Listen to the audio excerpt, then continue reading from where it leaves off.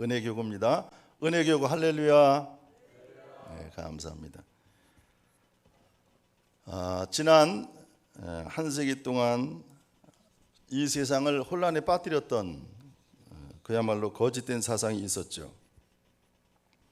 온 세계를 흔들었고 어쩌면 오늘까지도 현재까지도 많은 사람들의 생각을 흔들어 놓고 있습니다. 그래서 지금 현재 우리나라가 아주 큰 사회적인 혼란을 겪고 있죠. 그것은 바로 우리가 알고 있는 공산주의 사상이라는 것입니다. 이데올로기라고 보통 얘기하죠. 이데올로기 참 무서운 거예요. 이데올로기에 빠지면 모든 걸 그렇게 보기 때문에 가치관이건 시각이든 시야든 생각이 다 거기에 몰리기 때문에 이데올로기가 참 무서운 거거든요. 사람을 죽이고서도 아무런 죄책감을 느끼지 않잖아요. 왜 그렇습니까? 공산주의라는 사상이 그렇게 무서운 거예요. 자, 공산주의가 다 지나갔다고 생각했습니다. 망했다고 생각했습니다. 그런데 우리나라에서만큼은 또 새로운 사상으로 다가오고 있어요. 물론 저도 가난하게 살았기 때문에 한때는 공산주의 사상을 이렇게 마르크스의 자본론 같은 거 읽어보면 야, 참 멋있는 사상이다. 왜냐하면 똑같이 모든 사람이 균등하게 서로 기회를 누리면서 산다는 게 얼마나 좋습니까? 모든 사람이 행복하게 사는 게 얼마나 유토피아, 누구나 바라는 거 아니겠습니까?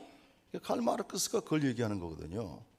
누구나 다 공평하게, 균등하게, 요즘에서 균등하게, 공평하게라는 말 굉장히 자주 쓰잖아요. 그런데 사실은 그렇지 않아요. 왜냐하면 그 사상에 큰 결함이 있기 때문에 그렇습니다.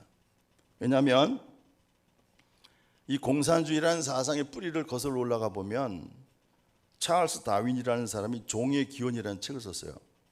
종의 기원, 모든 마음을, 특별히 생명체가 어디서부터 시작됐는가를 남들이 생각하지 않는 것을 이분이 생각해서 깊이 있게 연구를 했어요. 바로 그 책에서부터 공산주의가 시작됐다고 봅니다. 그 책이 이렇게까지 큰 문제를 일으킬 줄은 어느 누구도 예상치 못했던 거예요. 아주 순수하게 과학적인 책이니까 너무나 모든 사람들이 이 종의 기원이라는 책을 읽으면서 참 멋있는 책이다. 그래서 거기서 나오는 것이 진화론이라고 하는 거 아니겠습니까? 진화론. 우리 인간의 기원을 연구하면서 우리 인간이 어디서부터 왔는가? 성경에서 하나님이 창조하셨다고 했는데 과학적으로 한번 연구해보자. 그래서 연구해보니까 그래서 지구상에 존재하는 것들을 보니까 이제 단세포가 있잖아요. 아메바라는 거. 단세포 생물이 있어요. 이것이 점점점 진화라는 걸 거쳐서 이게 하등동물이 되고, 하등동물이 또 거쳐서 고등동물이 되고, 고등동물에서 우리 인간이 되었다라고 하는 이제 추정이죠. 왜냐하면 실제로 진화라고 볼 수는 없고 성숙이라고 하는 걸 알 수 있잖아요. 성숙이 되잖아요. 어린아이가 커서 어른이 되고, 처음에는 미숙했던 것이 완숙하게 되고, 이런 과정이 그걸 진화라고 보는 거거든요. 진화라고 해도 또 틀린 말은 아닙니다. 그러나 성숙과 성장과 진화는 또 엄연히 다른 거예요. 근데 그거를 혼동하고 있는 거예요. 그렇지. 그래서 우리 인간을 하나의 어떤 진화적인 대상으로 보게 된 겁니다. 그래서 한 사람을 공산주의로 만들 때 지금 이제 공산주의에서 아주 핵심 멤버로 있던 분들이 교육을 받고 최고로 지금 현재 정권을 이렇게 가지고 있는 사람들을 교육했던 사람들이 다 전향해서 돌아온 사람들이 하는 얘기입니다. 그분들 얘기를 들어보면 특별히 이제 요즘에 그 통합 측에 광나루 신학대학 그 교수님 중에 서울대 나오신 분인데 이분이 완전히 그 공산주의 사상의 핵심 멤버였습니다. 그리고 교육을 했고 또 머리도 대단히 비상한 분이에요. 이분 얘기를 들어보니까 하루에 하루 종일 공산주의 사상에 대해서 공부했다는 거예요. 그 교육을 시키고 그렇게 했던 분인데 이분이 이제 미국 가서 유학하면서 신학을 공부하면서 전향한 거예요. 하나님의 말씀을 통해서 새로운 사람이 된 겁니다. 그러면서 공산주의 사상에 대해서 자기도 이제 깨닫게 되고 그거를 이제 이야기하는 간증을 들어보면 참 기가 막힙니다. 우리는 알 수 없는, 전혀 알 수 없는 세상에 있는 거예요. 그래서 우선 공산주의자로 만들 때 원리적인 방법을 통해서 하는데 첫 번째 과정이 진화론을 공부한다는 겁니다. 제일 중요한 게 진화론. 그다음에 두 번째 과정은 사회 발전사를 공부시키고요. 그리고 세 번째는 볼셰비키 당사를 공부시켜요. 그렇게 해서 이제 공산주의 빨갱이를 만들어내는 것이죠. 사람이 동물로부터 진화되었다는 것입니다. 이 사실을 아주 깊이 세뇌시킨, 세뇌라고 그러죠. 공산주의 용어예요. 그것도 세뇌시키는 거. 사람을 완전히 세뇌시켜요. 사람은 다 동물이야. 그래서 사람은 동물이기 때문에 거기에 양육강식이 있다. 그리고 적자 생존이 있다. 그리고 또 생존 경쟁이 있는 것이다. 그러므로 이 세상이라고 하는 것은 투쟁의 터전이다. 투쟁의 마당이다. 전쟁터다. 그렇게 가르칩니다. 어느 진화론 교수가 한평생 진화론을 연구하면서 가르치다가 나이 들어서 회개합니다. 물론 외국 교수인데요. 그분이 예수를 믿게 돼서 공산주의 사상을 절대로 예수를 믿을 수가 없죠. 이제 지금 강나루 신학교 교수도 하는 얘기가 절대로 예수를 믿을 수 없다는 거죠. 공산주의에 빠져. 근데 자기 같은 경우는 하나님이 특별히 선택하셨다. 사도 바울처럼 특별히 선택하셨다는 거예요. 왜냐하면 어떤 전향이라고 말한 전향할 수 있는 어떤 근거가 없다는 거예요. 일단 공산주의 사상에 물들면 전향할 수가 없대요. 얼마나 철저하게 교육을 시키는지. 근데 나는 예수님을 만나서 신학을 공부했기 때문에 이렇게 돌아왔지. 근데 그런 사람이 천이면 천, 만이면 만 중에 하나 있을까 말까 하는 건데 그 중에 내가 하나 돌아온 것이다. 그렇게 이제 간증을 하더라고요. 이 교수도 어느 날 손자의 손을 잡고 동물원에 갔다 그래요. 일부러 이제 갔겠죠. 가서 동물을 보면서 특별히 원숭이를 보고 침팬지 같은 유인원 동물들을 보면서 아, 저게 우리 조상이었구나. 그 생각을 했다는 거예요. 근데 가만히 생각해 보니까 아니 저런 동물이 우리 조상이라니 참 한심하구나 하는 생각이 들더라는 거죠. 너무 비참하더라. 그래서 거기서 생각을 바꿔 먹게 된 거예요. 우리 인간이 이렇게 고등 동물이 아니고 아주 정말 신비한 그런 인격체인데 어떻게 저런 유인원과 같은 동물과 같은 그런 존재가 아무리 진화한다 한들 이렇게 된다고 하는 건 있을 수가 없는 것 같다 하는 생각을 갖게 돼요. 그래서 예수를 믿고 나는 하나님의 자녀다 말이야. 나는 하나님의 아들이다. 그러면서 다음에 가서 동물원에 가서 동물을 바라보니까 전혀 다르게 보이더라는 거예요. 하나의 동물일 뿐이지 이게 조상도 아니고 우리 인간과는 전혀 다른 그런 하나의 동물이다. 그렇게 고백을 했습니다. 자, 여러분이 하나님의 자녀라는 증거가 무엇입니까? 내가 하나님의 자녀다. 어떤 증거가 있습니까? 도대체 무엇을 보고 하나님의 자녀라고 여러분이 자신 있게 이야기할 수 있습니까? 머리끝부터 발끝까지 행동하는 걸 보나 우리의 습관을 보나 하나님의 냄새가 나지 않아요. 우리가 하나님의 모습을 닮은 게 사실 없어요. 도대체 하나님의 자녀됨이 무엇입니까? 그러면 스스로 내가 나를 증언할 수가 없어요. 내가 하나님의 자녀라고 물론 얘기는 하지만 하나님의 자녀라는 증거가 어디 있냐 이 말이에요. 증거가 있어야 되는 거거든요. 누군가 증언해 줘야 되거든요.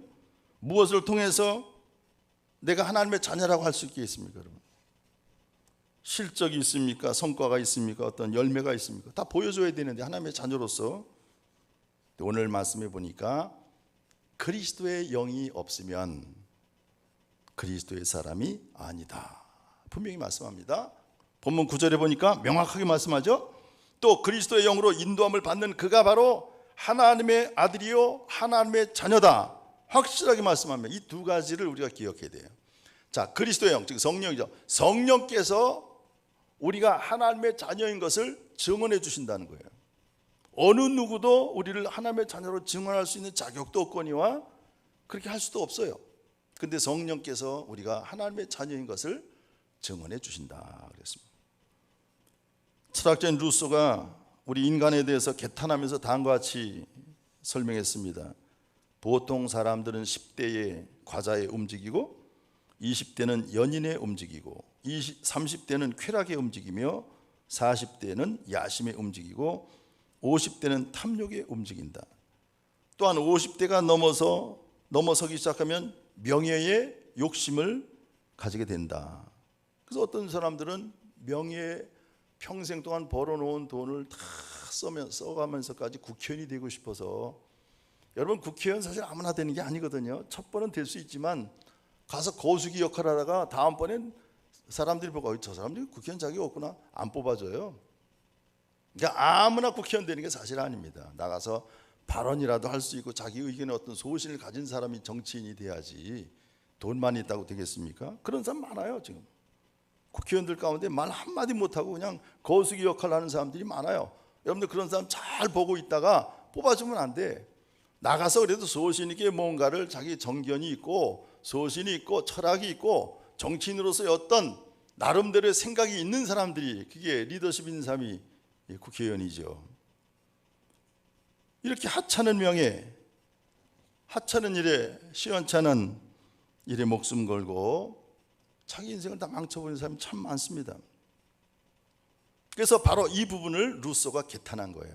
우리 인간들이 하찮은 그 명예 같은 것에다가 목숨을 건다, 그 말이에요.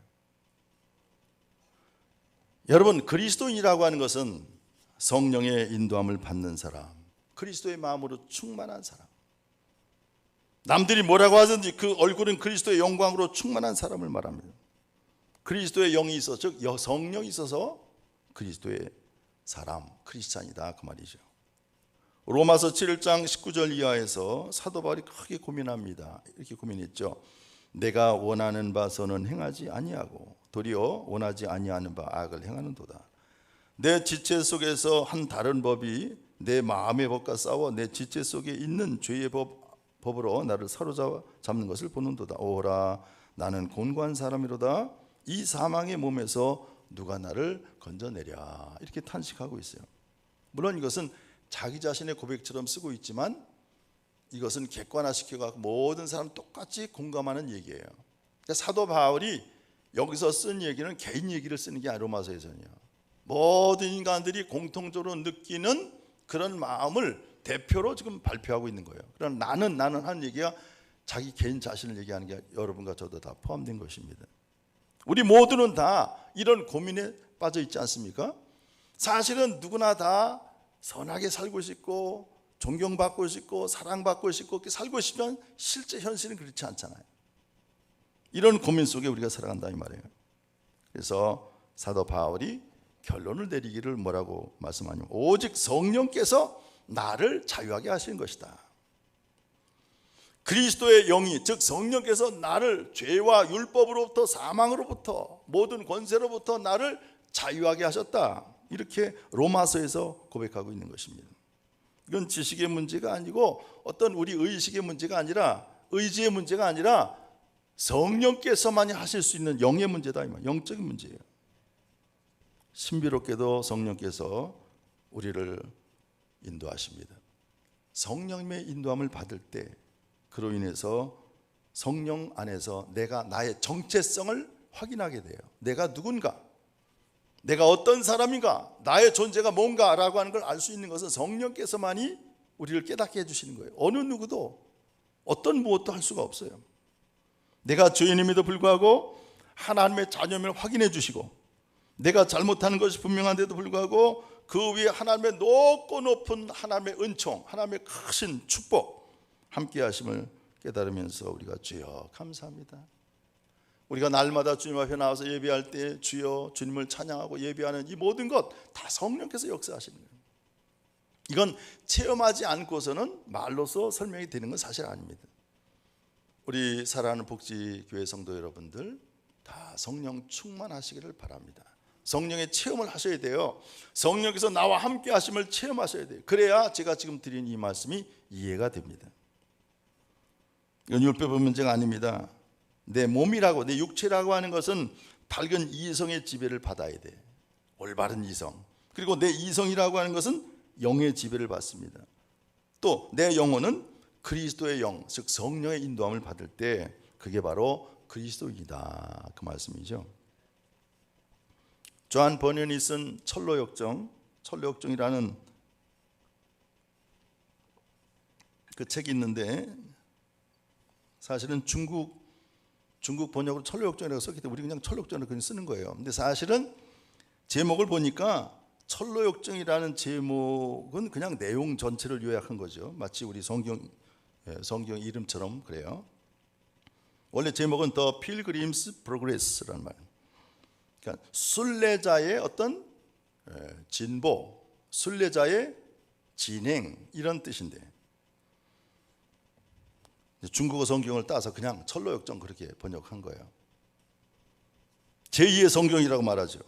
그 책의 주인공이 크리스찬이라고 하는 사람이 있습니다. 이 사람이 장망성을 떠나서 천국을 향해서 이제 순례길을 떠납니다. 가면서 여러 가지 일을 경험하지 않습니까? 우리 철로역 잘 읽어보셨죠?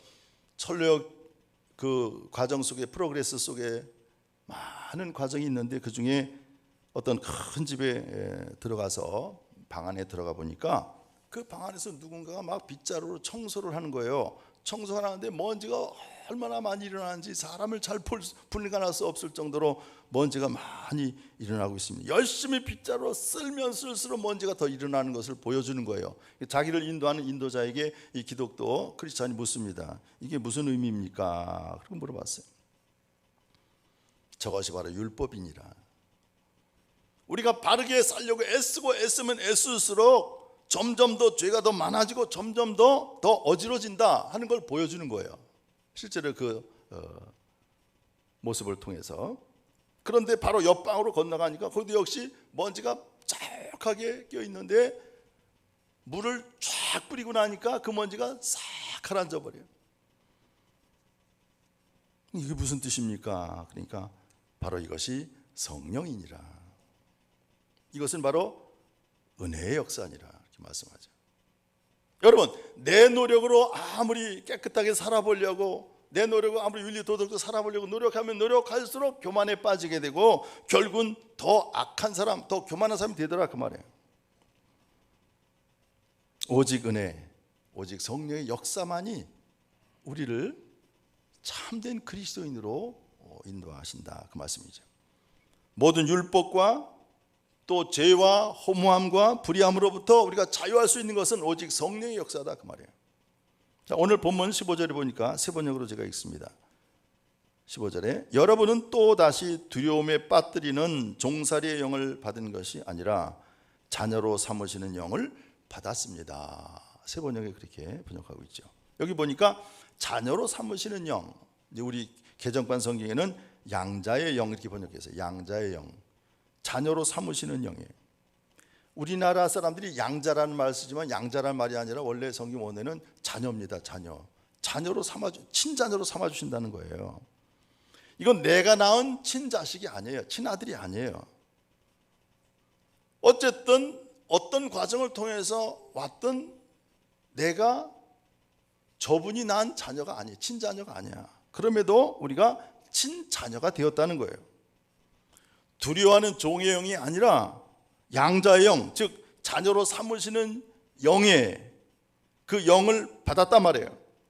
우리 마음속에 자녀로 삼으시는 영이 거주하고 계신다, 그 말이에요. 자녀됨이 이루어졌다, 그 말씀입니다.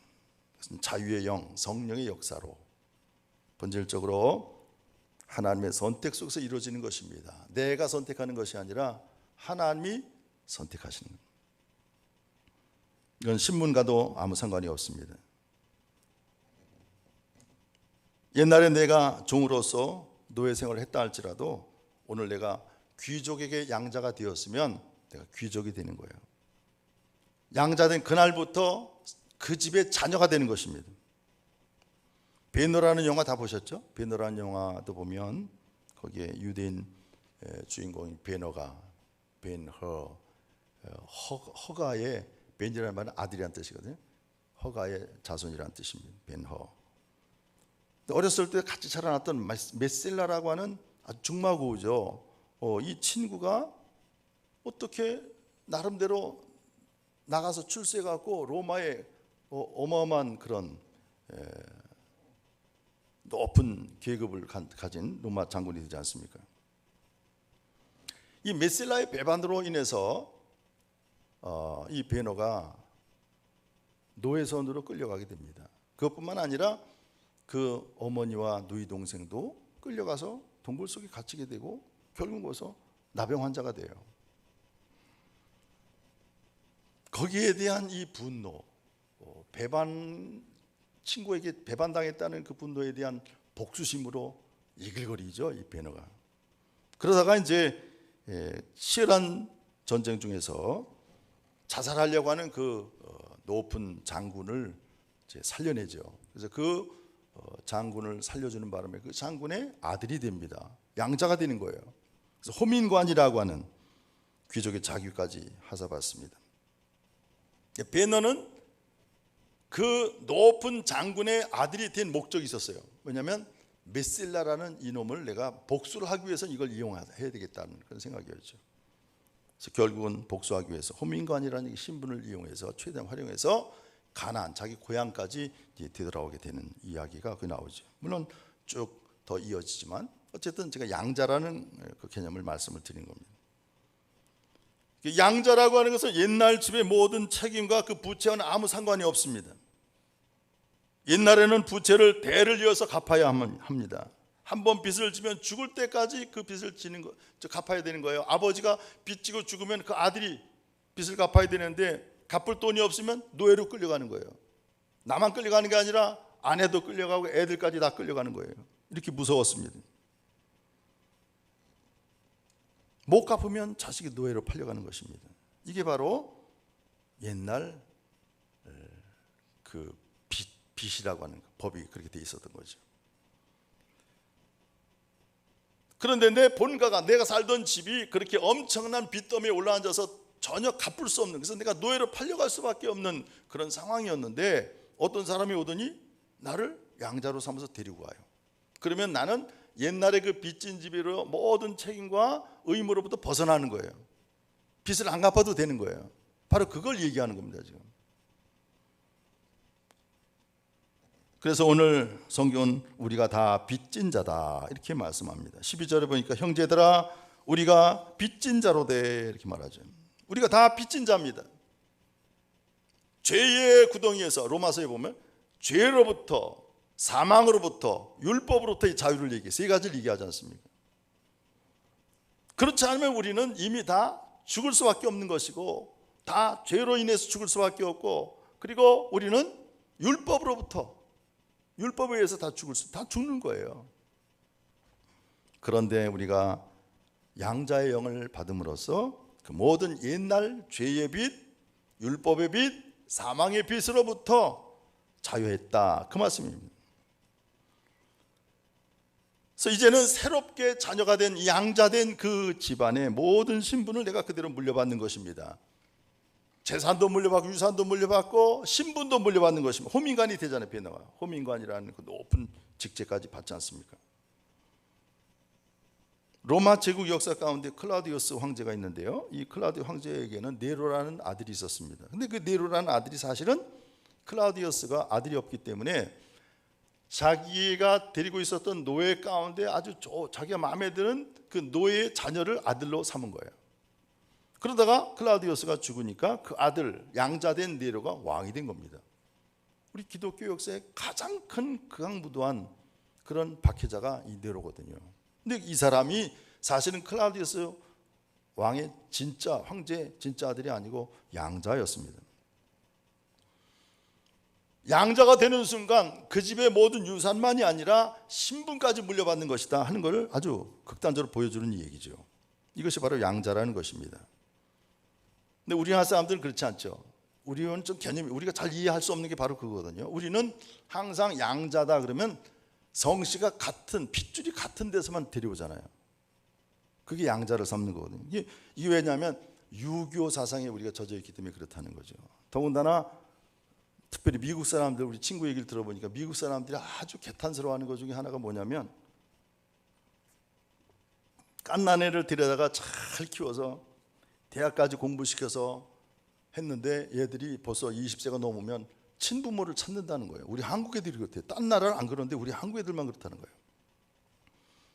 그래갖고 뭐 어떤 수단을 쓰는 인터넷을, 요즘에 인터넷을 통하든지 뭘 통하든지 해서 친부모를 찾아갖고 찾으면 울고불고 그러면서 그 친부모 입장, 그 양자 부모, 양부모 입장에서 그렇대요. 이게 뭐냐 말이야. 한 번도 젖도 먹인 적도 없고 애 뭐 양육비를 댄 적도 없고 한 번도 얼굴도 본 적도 없는 부모를 왜 찾아가냐. 우리는 그럼 뭐냐. 찾아주면서도 그렇게 생각한다는 거예요. 참 이게 난감하다 이렇게 얘기한대요. 울고불고 이 모습을 바라보면서 세계 모든 사람들이 다 혀를 찬다는 것입니다. 어쩌면 참 부끄러운 얘기예요. 양자가 되었으면 이전 것은 다 깨끗하게 잊어버리고 지금 현재 부모에게 효도하고 잘 모셔야지. 지금 현재 부모 물론 뭐 못하는 건 아니지만 그 옛날 부모를 찾아가, 옛날 친부모를 찾아가서 거기에 마음을 빼앗기고 나머지 인생을 어떻게 보면 거기에 얽매이는 것을 보면서 아주 한탄한다는 것입니다. 이건 우리가 이제 유교 사회였었기 때문에 그런 경향이 있는 것이다 이렇게 얘기하죠. 여러분, 하나님의 양자됨, 이것은 하나님의 절대적인 선택권에서 이루어지는 것입니다. 그래서 우리가 양자 삼을 때 뭐 그 아이를 키워보고 난 다음에 마음에 들면 양자로 삼는 게 아니잖아요. 그냥 무조건 데려다가 양자로 삼아서 양육해 나가는 거죠. 그러니까 양자를 삼는 사람의 마음이죠. 우리 양자된 우리가 나를 양자 삼아주세요 요청한 것도 아니고 또 내가 어떻게 노력해서 양자가 된 게 아니라 양자 삼아준 사람이 뽑았으니까 되는 거예요. 우리 친구 고세진 박사도 두 아이가 다 양자더라고요. 근데 그 여자아이, 그 딸아이를 입양했을 때 우리 집에 제일 먼저 입양해갖고 우리 집에 왔을 꼭 깐나라를 데리고 왔었어요. 그때 2살인가 3살 된 아이인데요. 저 충청북도에 있는 그 미혼모들이 낳은 아이들을 보호하는 보호소가 있대요. 그때 당시 2천만 원을 주고 돈도 막 벌더라고요. 우리나라 사람들이 2천만 원을 주고 그리고 가서 뽑아라. 당신만 선택해라 그러더래요. 아이들이 초롱초롱하게 쳐다보는데 첫째 아이는 아들이니까 둘째 아이는 딸을 합시다. 그래서 쭉 애들을 쳐다보고 있는데 지금 현재 그 딸아이가 아주 눈망울이 초롱초롱하게 얼마나 예쁜지 그리고 그 아이를 데려왔다는 거죠. 그 아이를 데려와서 잘 키워서 줄리어드 음대에서 최연소 합격자가 됐잖아요. 최연소 합격자가 돼서 이 바이올리니스트가 됐는데 지금 아주 세계적인 그런 바이올리니스트로 활동하고 있어요. 그러면서 아이가 참 된 게 뭐냐면 자기도 미국 사람들은 미리부터 얘기해 주잖아요. 너 양자다는 게 얘기해 주잖아요. 자기가 나처럼 양자된 사람들을 위해서 살겠다고 그런데요. 그 딸아이는 그래서 지금도 우리 한국에 와서는요 고아원을 방문해요. 부모 없이 홀로 키워지는 그런 유아원 같은 데 방문해서 다 바이올린을 연주해주고 또 자기가 수입 있으면 다 갖다 도와주고 벌써부터 그렇게 하더라고요.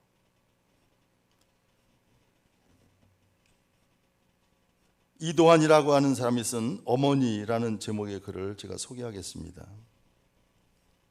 참 눈물 나는 이야기인데요. 제 어머니는 시장 한 모퉁이에서 나무를 파셨습니다. 다리도 불편하신 몸으로 매일 시장 귀퉁이로 나가 나무를 팔던 어머니. 그러나 그런 어머니가 싫었습니다. 어린 시절 저에게 시장 근처를 지나는 일은 정말 큰 고통이었습니다.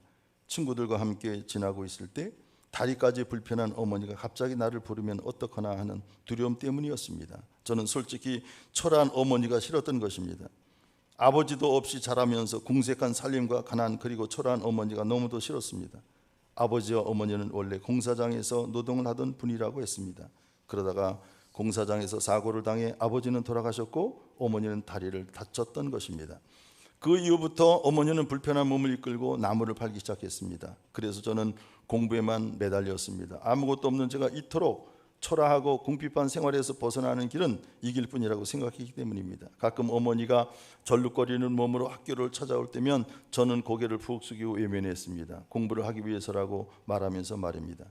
그러면서 속으로 다짐했습니다. 반드시 성공하겠다. 아버지 어머니처럼 초라한 삶은 살지 않겠다. 결국 저는 의사가 되었습니다.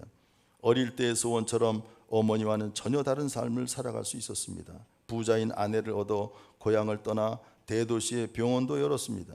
자연스럽게 어머니와 헤어진 저는 매달 넉넉한 생활비를 어머니에게 보내는 것으로 아들의 의무를 다했다고 생각하며 살았습니다. 구질구질한 지난 날이 떠오를까 봐 어머니를 직접 찾아가지도 않았습니다. 그러던 중 어머니가 돌아가셨다는 소식을 듣게 되었습니다. 그것도 고향에 있는 모교의 선생님으로부터 어머니의 죽음을 알리는 전화를 받고 알게 되었습니다.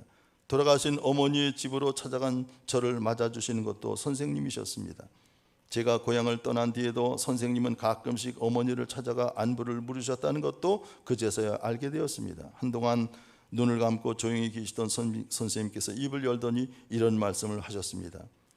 가난하지만 정이 넘치는 부부가 있었지. 어느 날 그 부부는 포대기에 쌓여 버려진 갓난아이를 발견했어. 가난한 부부였지만 아이가 불쌍하다는 생각에 그 아이를 안고 집으로 데려와 정성껏 키웠지. 늘 공사장에 나가야 하는 부부는 할 수 없이 아이를 데리고 공사 현장에서 일을 하곤 했단다.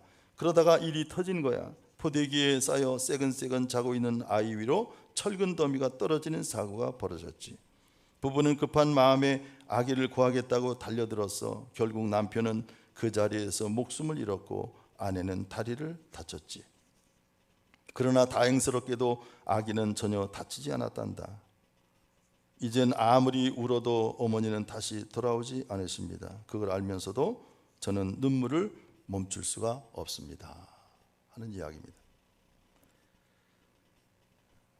오늘 예수님을 믿고 하나님의 자녀가 되기는 하였지만 아직도 어떤 사람은 무당기가 남아있는 사람도 있고요. 어떤 사람은 이전에 못된 버릇이나 습관이 아직도 남아있는 사람이 있습니다. 가끔 보면 험한 말이나 거친 행동을 하기도 합니다. 그러나 양자되면 분명하죠. 하나님의 자녀가 되었습니다. 이 사실을 의심할 필요가 없습니다. 그래서 오늘 성경은 말씀합니다. 양자의 영을 받았으므로 우리가 아빠, 아버지라고 부르짖느니라. 하나님을 나의 친아버지라고 부를 수 있는 것, 이것은 보통 특권이 아닙니다. 예수님께서 우리에게 가르쳐 주신 주님의 기도에는 아예 하나님이라는 말도 없이 하늘에 계신 우리 아버지요 이렇게 가르쳐 주셨어요. 감히 하나님을 나의 아버지라고 부릅니다. 누가 나에게 아버지라고 부릅니까 여러분? 내 아들이나 딸에게 나에게 아버지라고 부르면 참 기분이 좋지 않습니까? 아들은 아버지 그렇게 불러요. 근데 우리 딸은 아빠 그렇게 불러요. 딸들은 또 귀엽잖아요. 아들이 또 아빠 그러면 좀 커서는 결혼해서 안 어울리니까. 그런데 딸은 결혼했어도 아빠 그러고 불러요. 얼마나 기분 좋은지. 내가 네 아버지구나. 마찬가지로 감히 하나님을 누구 아버지라고 부를 것입니까? 누가 아버지라고 부를 수 있어요? 하나님을 아버지라고 불러서 하나님을 기쁘시게 할 수 있는 사람, 그 사람이 바로 그리스도인이라는 거예요.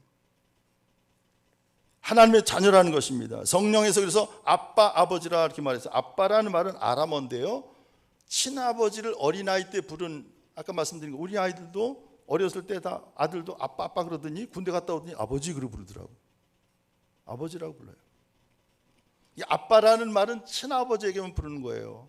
아무리 가까운 사이라도 딴 아이가 우리 딴 아저씨한테 아빠라고 부를 수는 없잖아요. 그래서 아빠라는 말은 친아버지를 말하는 것입니다. 너무나 귀한 말씀이죠. 하나님을 아빠라고 부를 수 있는, 바로 거기에 나의 정체성이 있다, 그 말씀입니다. 또한 그리스도와 함께 우리는 17절에 보니까 상속자라는 말씀을 했습니다. 상속자, 아주 귀한 말씀인데요, 그리스도와 함께 상속자가 되었다는 것입니다. 사람이 물속에 들어가면 그 다이버들이 하는 얘기를 들어보니까 그 다이버들이 그냥 입고 막 들어가는 줄 알았어요. 근데 그게 그렇게 쉬운 게 아니더라고요. 들어가면요 수압이 어마어마해요. 그래서 일단은 한 5m 정도까지 내려가서 쉬어야 된대. 그래서 이게 적응돼야 돼요. 그래가지고 쑥 내려가면 그냥 죽는데요. 그러니까 수압이라는 게 어마어마한 수압이 이렇게 사람을 누르기 때문에 그를 적응하면서 이렇게 5m, 10m, 또 15m 이렇게 해서 그렇게 해서 빨리 내려가면 이 혈액 속에 뭐 기포가 생겨서 죽는다 그러더라고요.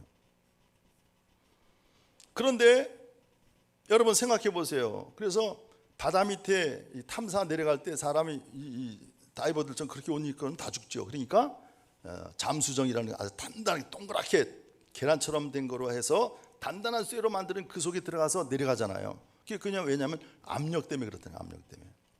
놀라운 것은 수백 미터 내려가서 보는데 거기 고기가 살아요.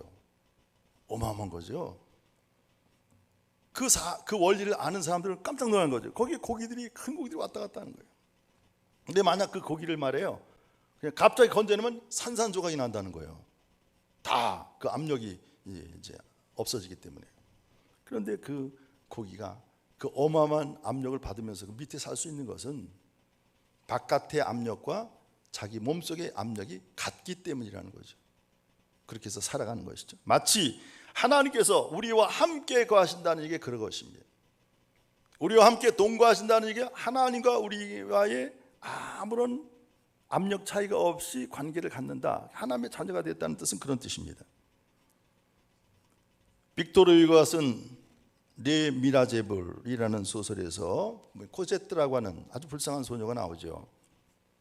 부모가 있었지만 거지처럼 가난한, 노숙자처럼 가난한 그런 부모에게 이 코제트는 또 가난하니까 아이들한테 놀림을 받고 참 아주 불쌍한 신세죠. 근데 참 아이가 착했어요. 나중에 이 짱발짱이라고 하는 이 어마어마한 부자가 나타나서 그 소녀의 후견이 됩니다. 내가 너를 사랑한다. 코제트를 시집까지 보내잖아요. 나중에 시집 보내고, 그래서 그 후견이 돼서 코제트가 아주 훌륭한 양 부모님의 후견을 받으면서 훌륭한 자녀로 성장할 수 있었습니다. 성령께서 이 사실을 우리를 위해 증언해 주실 때 우리가 하나님의 자녀가 되었다는 사실이 바로 그것입니다. 신바람나게 살아갈 수 있는 것은 성령께서 우리의 후견이 되어 주시기 때문에. 성령께서 나의 나됨을 증언해 주십니다.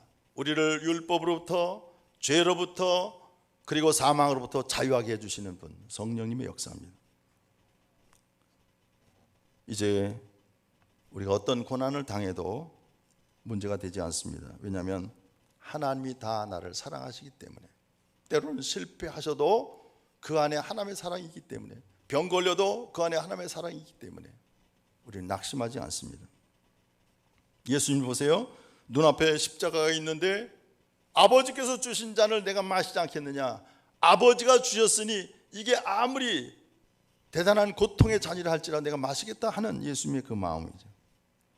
사랑하는 아버지가 아들에게 주시는 이 사랑의 십자가, 그것을 믿기 때문에 십자가를 주님께서 자원해서 지실 수가 있었던 겁니다. 그런 거로 오늘 우리도 그 크신 성령의 역사 안에서 하나님의 자녀를 확증받으면서 하나님의 자녀된 것을 우리가 자부심을 가지면서 모든 사건에서, 모든 환경에서 끊임없이 하나님의 사랑을 확증하며 살아가는 성도 여러분 되시기를 주님의 이름으로 축원합니다. 기도하겠습니다. 아버지 하나님, 은혜를 감사합니다. 우리가 하나님의 자녀가 되었습니다. 그러나 증거도 없고 또한 설명할 길이 없지만 성령님께서 우리를 하나님의 자녀로 인쳐주시고 또한 우리를 하나님의 자녀라고 증언해 주십니다. 성령님으로 인하여 우리가 하나님의 자녀가 되었음을 믿습니다. 하나님의 아들이요 하나님의 딸이 되었음을 믿으며 자부심을 갖고 능력 있는 하나님의 그 크신 은혜 가운데서 기쁨으로 살아가게 하시니 너무나 감사합니다. 주님을 찬양하게 하시고 주님께 예배하는 귀한 주님의 자녀들로 삼아 주옵소서. 우리 주 예수 그리스도의 이름으로 간절히 기도드렸습니다. 아멘.